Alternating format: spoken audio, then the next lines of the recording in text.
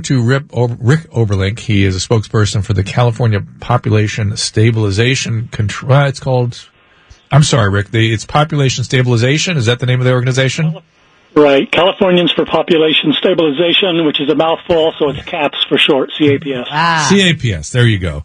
And my understanding is that you're stressing both legal and illegal immigration to be sort of managed thoughtfully and in a balanced fashion. Is that what you're saying? Right. We're concerned about the growing population, the impact on resources, and so that involves both legal immigration and illegal immigration. I mean, legal immigration is actually a greater source of growth in terms of numbers, but there is, of course, an additional concern with illegal immigration because laws are being broken and we don't know who's coming into our country. Tell me again what you just said about legal immigration, because in order for the economy to grow, don't we need a certain amount of population growth?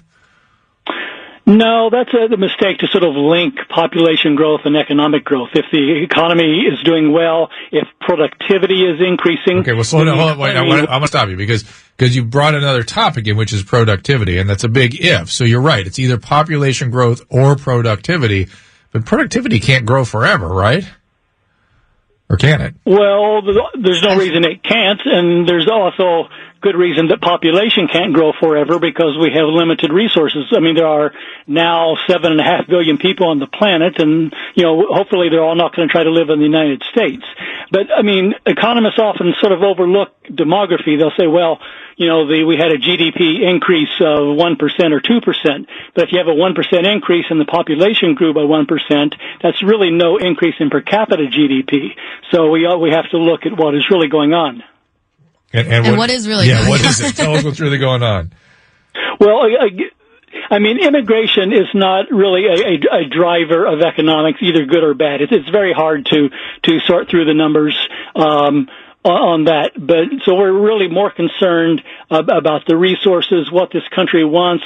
When you do surveys, there was a recent Harvard-Harris poll that found that most people think immigration levels are too high, and that should be what we look at.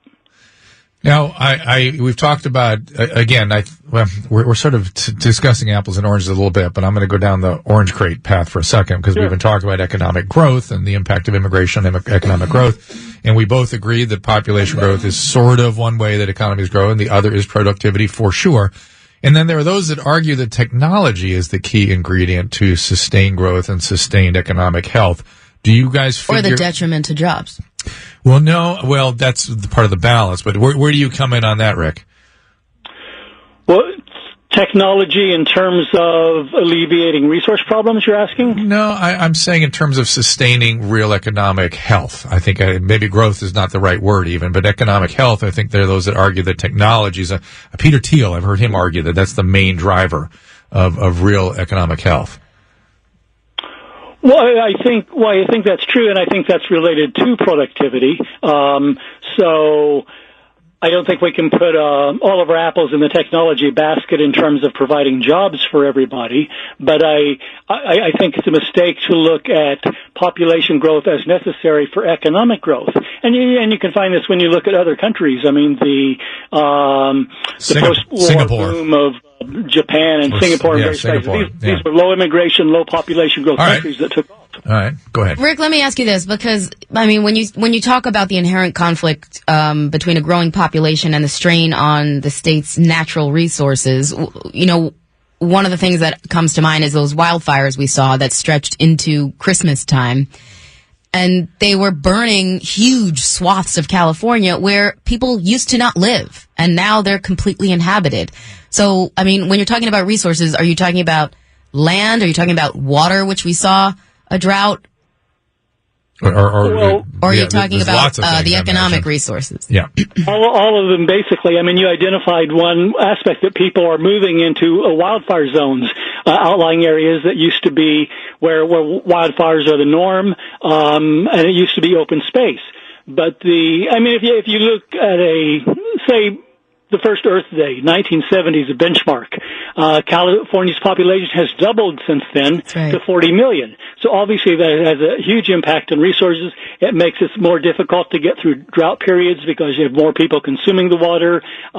There's just less open space for everyone, less habitat for wildlife. So it's an underlying factor in all of our environmental problems and in all of our resource problems. So what are you guys suggesting? What kind of solutions should we look towards?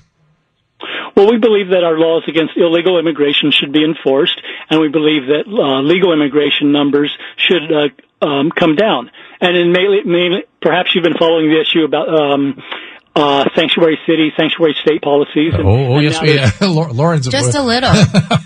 Go ahead. Good. And then now you see there's some pushback coming from various places. Orange County passed a resolution, Los Alamitos, Santa Ana, Shasta County. So a lot of the localities are starting to push back over what some of them have declared is a unconstitutional preemption on the part of the state from their requirement to work with federal authorities. So we're supporting those efforts as part of our agenda. Is there a comprehensive agenda that you guys are sort of imagining, and is it something that you're lobbying for? Tell me what your organization is up to.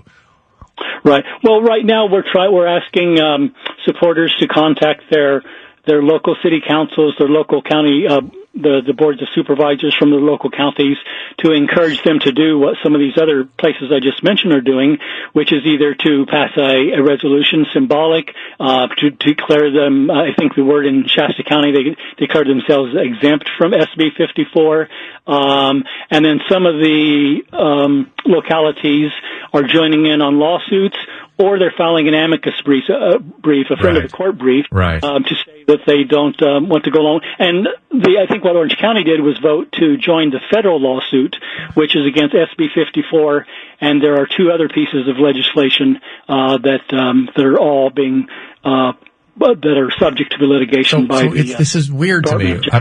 I'm watching what's happening to the state, what happened to the country during the Civil War, right? People started fragmenting off and people started taking different factions when they were perceived that the federal government had overreached in some way.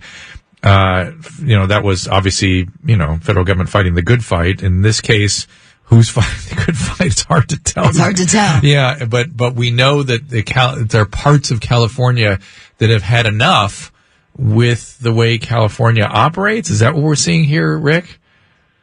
Well, it's interesting. I mean, California, a lot of the Sacramento politicians have, proudly proclaimed themselves as the resistance to the federal administration. Right. And now some of the localities are saying, well, we're resisting the Sacramento politicians. Well, what I'm hearing them say, a lot of them is, I took a pledge to the Constitution. I believe in the constitutional interpretation that the Attorney General has assumed, which is that the federal law is the law of the land, supersedes state law. And as such, as somebody who took a pledge to uphold the Constitution, I'm not comfortable going with the state. I feel like that's a violation of my pledge. So they're really sort of conscientious objectors in a weird and interesting way. I think you framed it well. I mean, some of the local city council members have said, when I was sworn in, I took a pledge to uphold the U.S. Constitution. I think even more broadly beyond that, we want to see cooperation among the various levels of law enforcement, local, state, federal.